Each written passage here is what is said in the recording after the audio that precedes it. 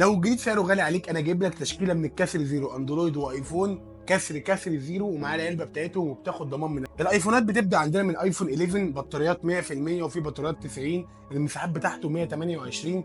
اجهزه كسر زيرو، في حاجات معاها علب وحاجات وارد دبي، بتاخد ضمان من الفرع وفاتوره وتروح تكشف عليه زي ما انت عايز في تريد لاين. النوت 13 ال 256 جديد عامل 9200، انا بقول لك ان هو كسر زيرو عامل 8 مع العلبه بتاعته كسر زيرو. اتفرج كده على حاله التليفون. ايه يا عم الحلويات دي يا عم؟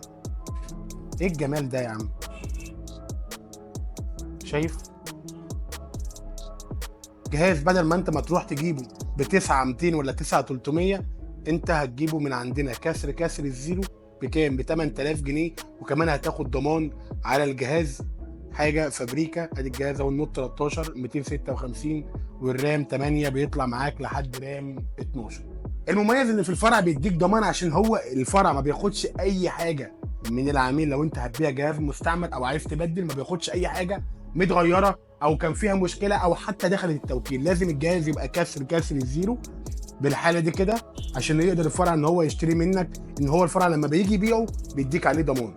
مش عايز الشوقي، عندنا كمان الفيفو بجميع انواعه كسر الزيرو. الحاجات كلها حديثه، ما عندناش موبايل قديم.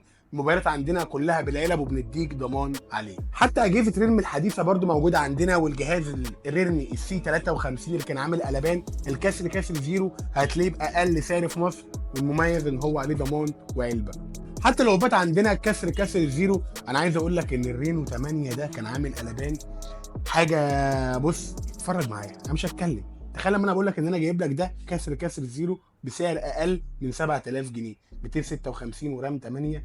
ايه يا عم الضمان يا عم والفابريكا والحركات دي؟ المفاجاه بقى النهارده ان اي جهاز كسر زيرو هتاخد معاه العلبه بتاعته وهتاخد معاه فاتوره وضمان من الفرع. المفاجاه بقى او الهديه اللي انت هتاخدها هي سكرينه وش وجراب هديه مع الموبايل. ما تنساش تعمل لايك وفولو ومنشن لصاحبك اللي عايز يجيب جهاز كسر الزيرو سواء اندرويد او ايفون.